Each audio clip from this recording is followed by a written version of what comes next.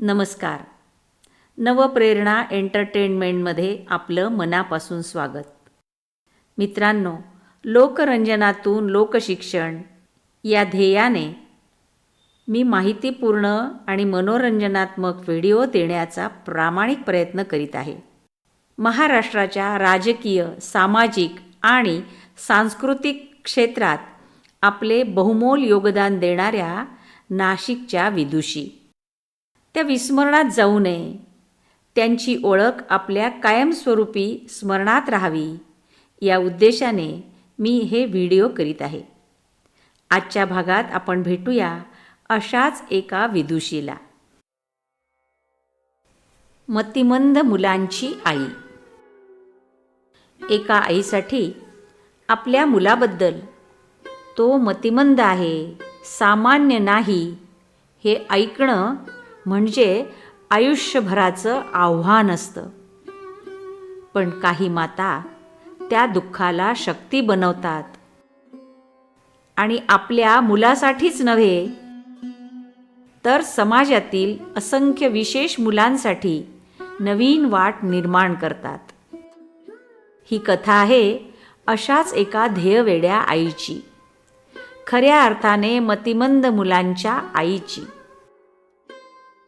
नाशिकमधील पुष्पावती रुंगठा हायस्कूलमध्ये संस्कृत आणि इंग्रजी विषयांची एक अत्यंत बुद्धिमान, अभ्यासू आणि संवेदनशील अध्यापिका. आनंदी स्वभावाची, अनेक स्वप्ने, आशा आकांक्षांनी भरलेलं आयुष्य. पुत्रजन्माने आनंदित झाली. गोरापान, गोबरे गाल, तेजस्वी डोळे, सुदृढ आणि देखणा असा मुलगा. मोठ्या आनंदात बारसं झालं. आई वडिलांनी नाव ठेवलं गौतम. पण काही महिन्याचं जाणवू लागलं की गौतम इतर मुलांसारखा वाढत नाहीये. त्याचा विकास थांबलेला आहे. काहीतरी कमतरता आहे. तपासण्या झाल्या, सर्व उपाय करून पाहिले, पण सत्य असं होतं की गौतम मतिमंद आहे. त्या क्षणी त्या मातेच्या पायाखालची जमीनच सरकली. एकीकडे आईची माया आणि दुसरीकडे समाजाचं वास्तव डोळ्यासमोर उभं राहिलं. एक काळ असा होता की समाजात मतिमंद मुलांकडे पाहण्याची दृष्टी अत्यंत अज्ञानानं भरलेली होती. अशा मुलांना वेडी मुलं म्हणून हिणवलं जाई. त्यांच्या वेगळ्या वर्तनामुळे लोक त्यांची चेष्टा करीत, मुद्दाम त्यांच्याकडून विचित्र कृत्ये करून घेत. यांना काही कळत नाही या समजुतीतून त्यांना मारहाण केली जाई. समाज तर दूरच, पण अनेकदा आई वडील, भाऊ बहिणी, नातेवाईकांनाही या मुलांची लाज वाटे. अशा मुलांना घरात कोंडून ठेवणे, समाजापासून दूर ठेवणे, सार्वजनिक कार्यक्रमात त्यांना न नेणे, हे सगळं त्या काळात सामान्य होतं. अशा परिस्थितीत मतिमंद मुलांना समाजात सन्मानाने जगता यावं, त्यांना शिक्षण मिळावं, स्वबळावर उभं राहता यावं, हे अत्यंत जिकिरीचं काम होतं.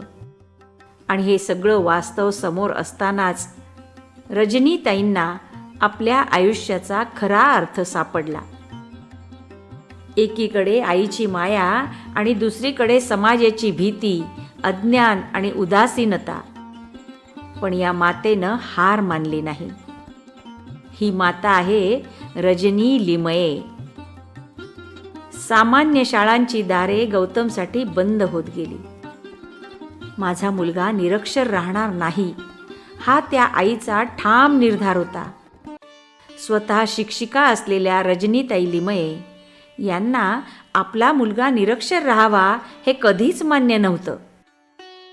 मुंबईत नोकरी मिळाली तर कदाचित तिथे चांगली शाळा मिळेल या आशेनं त्या मुंबईत गेल्या. तिथे प्रख्यात न्यूरोसर्जन डॉक्टर गिंडे यांना मुलाला दाखवलं.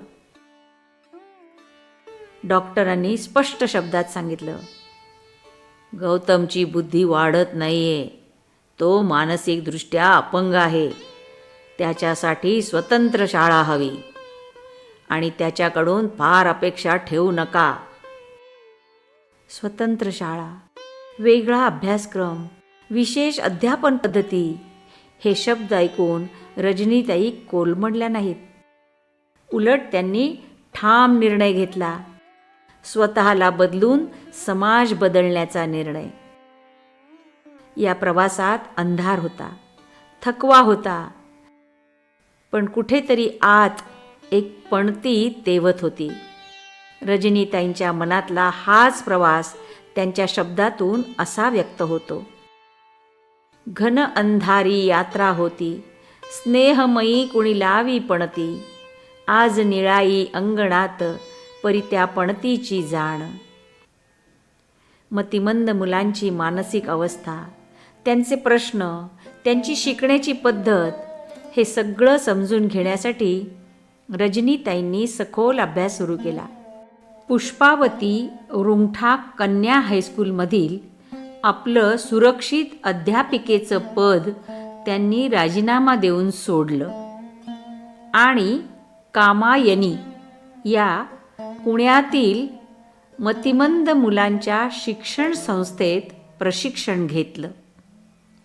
देवाला सांगितलं, I am bigger than you, आणि मानसिक अपंग मुलांसाठी स्वतंत्र शाळा सुरू करण्याचा धाडसी निर्णय घेतला.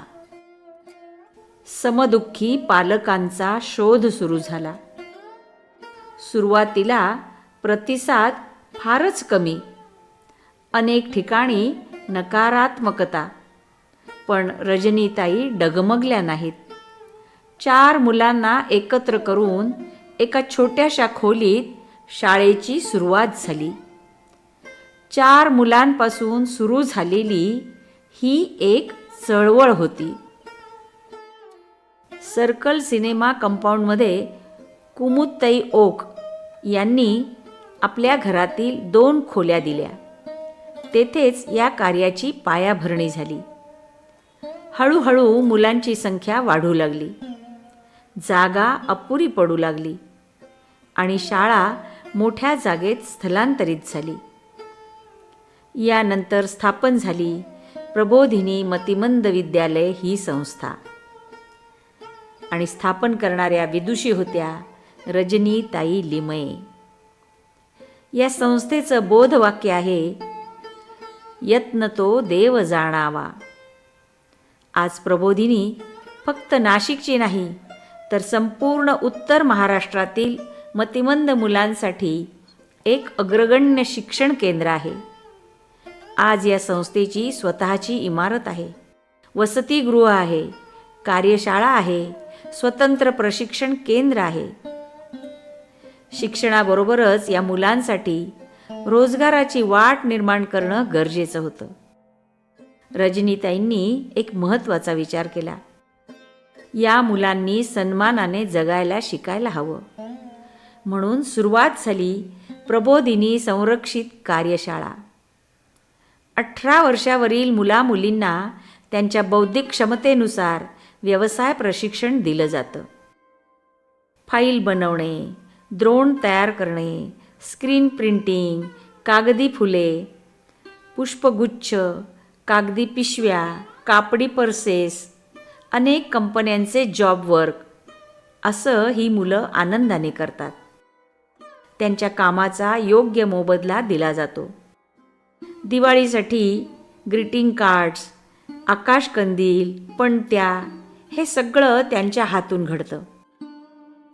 आज अनेक विद्यार्थी वेगवेगळ्या कंपन्यांमध्ये पूर्ण वेळ काम करत आहेत. अशा प्रकारे 1000हून अधिक स्वरूपाचे व्यवसाय त्यांनी या वर्गासाठी उपलब्ध करून दिले आहेत.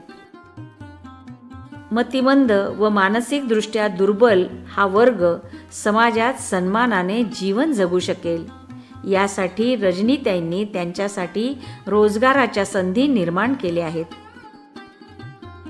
त्यामुळे या विशेष मुलांवरच नव्हे, तर संपूर्ण समाजावर त्यांनी मोठे उपकार केले आहेत.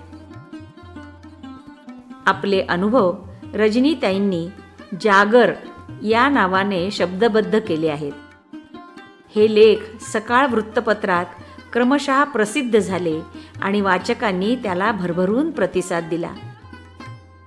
या पुस्तकाचा हिंदी अनुवाद डॉक्टर विद्या केशव चिटको यांनी केला आहे. अमेरिकेतील काही डॉक्टरांनी हे पुस्तक वाचून प्रेरणा घेतली आणि या कार्याची दखल घेत विश्व विवेक या नियतकालिकातर्फे रजनीताईंना सन्मानित करण्यात आले. संपूर्ण भारतभर भ्रमण करून मानसिकदृष्ट्या दुर्बल घटकांच्या अनेक समस्या सोडवण्यासाठी त्यांनी जे कार्य केले त्याची दखल घेऊन भारत सरकारने त्यांना राष्ट्रपती पदक प्रदान करून आदर्श शिक्षक या सन्मानाने गौरविले. याशिवाय अनेक संस्थांकडून त्यांना विविध पुरस्कार व सन्मान प्राप्त झाले आहेत. श्यामची आई पुरस्कार, आदर्श माता पुरस्कार, ममता पुरस्कार, संस्कृती वैभव पुरस्कार, जीवन साधना गौरव पुरस्कार, हेलन केलर पुरस्कार असे असंख्य सन्मान त्यांना मिळाले आहेत. पण विशेष म्हणजे या सर्व पुरस्कारातून मिळालेली सन्मान रक्कम त्यांनी संस्थेलाच अर्पण केली. त्या नम्रपणे म्हणतात, हे श्रेय माझे नसून संस्थेत काम करणाऱ्या सर्व शिक्षक, कर्मचारी आणि सहकाऱ्यांचं आहे. रजनीताई लिमये या केवळ एका संस्थेच्या संस्थापक नाहीत, त्या आहेत असंख्य विशेष मुलांची आशा, निराश मनाची उमेद, पालकांचा आधार आणि समाजासाठी माणुसकीचा दीपस्तंभ. त्या खऱ्या अर्थाने मतिमंद मुलांच्या आई आहेत आणि नाशिक भूषण आदर्श महिला आहेत. रजनीताई लिमये यांनी केवळ मतिमंद मुलांसाठी शाळा उभारली नाही, तर समाजाला समज, संवेदना आणि माणुसकी शिकवली. आज प्रबोधिनीमधील प्रत्येक मूल स्वतःच्या पायावर उभं राहण्याचा प्रयत्न करीत आहे आणि त्या प्रयत्नामागे एका आईची अपार श्रद्धा उभी आहे. किती घरातून विद्ध पाखरे, कसे उडावे त्यांना न कळे, कधी न देखिले आभाळ निळे, आज निळाई अंगणात परी, त्या पंखांची आण. ही कविता रजनीताई लिमयेंची आहे आणि या कवितेतील पाखरं आज प्रबोधिनीमधून उडायला शिकत आहेत. अशा या विदुषीला मनापासून सलाम. पुढील भागात भेटूया एका नव्या विदुषीला. धन्यवाद. या होत्या महाराष्ट्राच्या सामाजिक, राजकीय आणि सांस्कृतिक क्षेत्रात आपली छाप सोडणाऱ्या नाशिकच्या प्रभावी स्त्रिया, अर्थात नाशिकच्या विदुषी. मूळ लेखिका डॉक्टर विद्या केशव चिटको. निर्मिती नवप्रेरणा एंटरटेनमेंट.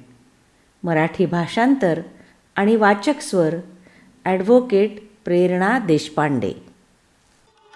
मित्रांनो, असेच नवनवीन व्हिडिओ ऐकण्यासाठी, बघण्यासाठी आपण माझ्या नवप्रेरणा एंटरटेनमेंट या यूट्यूब चॅनलला सबस्क्राईब करा, लाईक करा आणि शेअर करा.